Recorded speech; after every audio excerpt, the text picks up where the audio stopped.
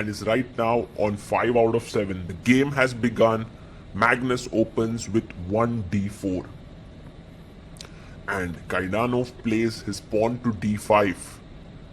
What an exciting battle we have on our hands. Let's see how this pans out. Magnus takes his time and then goes for the London system. Well, when Kaidanov was in his prime, that was roughly in the early 2000s, and he was rated about 2600, the London system wasn't considered as potent a weapon as it is now. Let's see if he manages to neutralize Magnus's London. e3 played. And now, how does black continue? Knight c6 is one idea, knight f6 is another. And he's taking his time, trying to figure out and see what he can do. So he goes knight to c6 here. And Magnus is ready with his response, plays c3. So the London system is very simple. You build a triangle here, you put your bishop outside the pawn chain, you bring your knight to f3, your other knight to d2, and you play your bishop to d3. This is the general way in which London system players play. And Kaidanov says, I don't see what white is doing. I'm just simply going to develop all my pieces and I'll bring my bishop out if needed. He goes first knight d2. Now, here the question does remain that should you play e6, which Kaidanov has done, or do you want to go bishop f5? It's a more ambitious way to play, but then white can go and start hassling this pawn. So Kaidanov goes solid. Magnus brings his knight out to f3. And now, a very concrete way to deal with the London. He takes on d4. So generally you avoid this exchange because white can improve his structure by taking this pawn and then getting a semi-open e-file.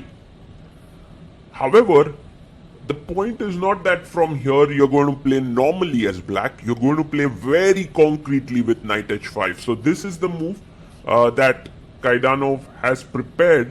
He's attacking the bishop. If the bishop goes to g5, he wants to kick it away with f6.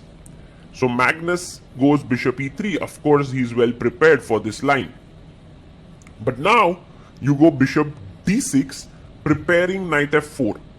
If white goes g3 trying to prevent it, then the knight can come back. But Magnus says, I'm okay with you coming to f4, and he puts his bishop on d3. The knight jumps to f4 and the knight had to be taken. So now black can also take back, and we reach a position where black has the bishop pair, but look at the white pieces. So beautifully positioned, and the bishop is also nicely looking on this long diagonal. White now castles, and Kaidanov also can simply castle it out here. That seems like the most logical thing to do. There are other options as well. You can drop your bishop back. Yeah, he castles.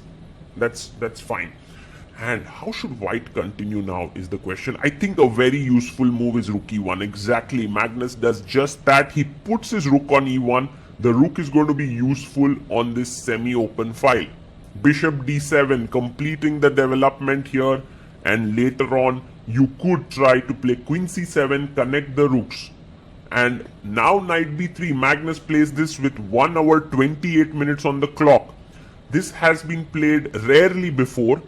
The idea is to go to c5, so he provokes b6, and now you will see what Magnus's plan is. Queen e2, and later he will hit this with a4, a5, so the b6 pawn has been provoked there. g6 played by Kaidanov, and this move in general is a useful move. Maybe the bishop can make its way back here. a4 played by Magnus, and a very useful move here. He is trying to hassle the queen side with a5. f6 played. Wow. So if black can get e5 break, he would be very, very happy in this position. But it's not so easy, and Magnus instantly goes bishop b5. His idea is to take, and chop off this pawn on e6. So Kaidanov has to be careful here. He goes queen c7. Good move by Gregory there. He also is now making way for the rook to come to e8, defending the pawn and also promoting the idea of e5 break. So black's position looks completely fine, and Magnus goes a5. So here, if you were to take knight a5, then after knight a5, there's a lot of play happening on the queen side. So Kaidanov ignores it and brings his rook to e8. You can see there Magnus now focusing.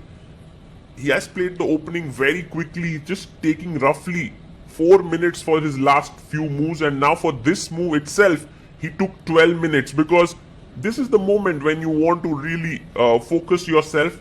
Bishop h6 played by Kaidanov. A takes b6. And now, how does Gregory respond? He also takes back. Now this bishop going to h6 was an important moment, because you could have also gone back to d6 there. That was feasible. How does Magnus continue now is the question. Where is your play coming from here? And Magnus answers this question with the move c4. A good idea here is to ignore this. Just play king h8, come out of this diagonal. If you go king h8, pawn takes, this is very good for black. But Kaidanov decides here to take on c4, and he tells Magnus that I don't think that your position is so good. Yes, my e6 pawn is weak, but so is your d4 pawn. So Magnus now goes and chops off the pawn. He also pins the knight here. And queen d6 played. I really feel after king h8 would have been a much more useful move, but queen d6 is coming out of the pin. Magnus goes rook a6. Fantastic move. He's attacking this pawn and it's hanging. You need to defend it in some way. Rook b8 played by Kaidanov here, and if given some time, he would like to maybe put this rook here, maybe exchange the queens with queen d5, but Magnus goes knight c5. What a move there. If you take the knight, I take back, I hit your queen, and if you go back, I take, and these are the tactics in the air. So Kaidanov finds a beautiful move, knight d4, and you can see there Magnus also takes back. But this is the point that Gregory has actually seen it here. He can now take queen takes c5, fantastic chess. So if bishop d7 takes, then there's rook e8. Maybe you have to take here with the rook, but it's not a huge advantage for white. So black should be fine there. Magnus can indulge in these tactical bouts, but they are not really giving him an advantage. So he goes rook a7. Nice move there. And now very important to play this rook to d8. The reason for that is that later on, this rook can come here in many lines when f7 is hanging. So, I mean, to come to f7. And he finds it. This was really tough. This rook was not a good move. He finds rook b d8. Fantastic chess by Kaidanov. b4 played by Magnus. He's forcing his opponent to take a call here. And now, you must take the queen. That seems like the appropriate solution. Yes, he takes. Queen takes. Bishop takes c4. And now black must go b5, fighting for the space. And then he's doing very well, but he goes rook e8. And this is the mistake that Magnus was waiting for. Kaidanov is down to 16 minutes. Magnus now pushes the pawn, and this is the point. Even though white is a pawn down, his rook is active, this pawn is weak, this rook is active, and now the knight gets this beautiful square on c6. So Gregory goes back bishop c8, but now knight to c6, and Magnus not going to cash in easily. You know, this is a move like bishop e6 and stuff, he's not going to play there. He is going to calmly go knight c6 and build up the pressure. Because now if you go rook d7 trying to fight here, rook takes e6 is a kaboom move. So rook d6 has to be played, and now this pawn is defended.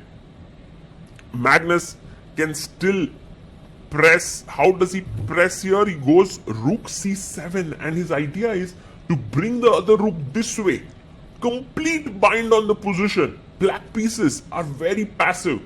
And for Kaidanov, maybe king h8 is an important move. No, he goes bishop d7. But now it's time for Magnus to bring his other rook into the game. We can see Hikaru in the background there. And Magnus brings his rook to a1. The rook is coming to a7 on the 7th rank. How should black continue here? It's unclear. It's unclear.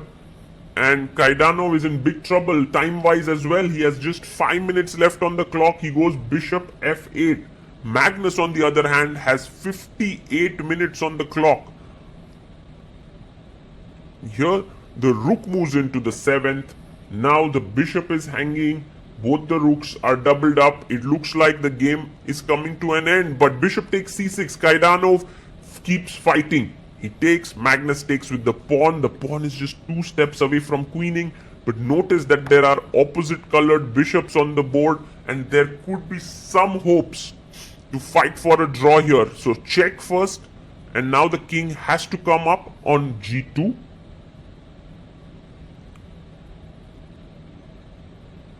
Magnus taking his time. He's maybe even considering a move like bishop f1 as a possibility. But, I mean, logical is to just go king g2. The reason why you would even consider bishop f1 is because now rook c1 would attack the bishop and also place the rook behind the pawn. Yes, rook c1 played. And now bishop b5 or bishop a6 might be the best moves in the position. But it's not so easy. Like if you go bishop a6, bishop d6, there is rook g7 followed by maybe c7 coming up at the right point. But Magnus goes rook a4. He brings his rook back, defends the bishop. b5 played by Kaidanov. Fantastic move here. Bishop takes b5. And now he can actually go and attack here. Rook c5. So Magnus's coordination is broken. The material is still even. Yes, the c-pawn is strong, but it might fall. Now rook b4 is important to defend this. Nobody goes bishop c4. And here black had a great move, which is f5. And why is this great? Because next when you play take, let's say for example I go bishop b3, take, and you go take king g7 and rook a7, then king f6 is possible. But f5 was such a tough move to find, and so he goes bishop d6. But now Magnus goes rook b7, and very important move, because now if you take, there is bishop b5 winning the game, so he cannot really take. He goes king h8, but you know this bishop is a gymnast. It is going to do many acrobatic stuff on the board, and one of them is to chop this pawn. If you take the bishop, rook a8 is a checkmate happening. And if you take this pawn, then bishop d7 just sort of hits both the rooks. So rook e7 played, but now Magnus is winning this game with rook takes on e7, bishop takes on e7, yes, take, bishop takes on e7, and now comes a nice check here on a8. King has to come up, king g7. We have reached move 40, but the position is lost. Rook a7 attacks here. If you go king f8, then c7, c8 is coming. So he takes the pawn on c6, but now Magnus takes the bishop. The only hope is if king f8, the rook has to move and you can take this bishop, but Magnus has seen it through how to win here. He goes rook f7 check, and I think it's time to call it a day. f6 is falling, and Magnus has won the game. A very, very interesting battle. Shake of hands there. Fantastically played by the world #1 Magnus Carlsen, but really great fight by Kaidanov, and there Magnus says you should have gone b5 there instead of allowing b5 in that position which we just saw. And then you play rook e8 is what he's saying. That would really give this great space in the position.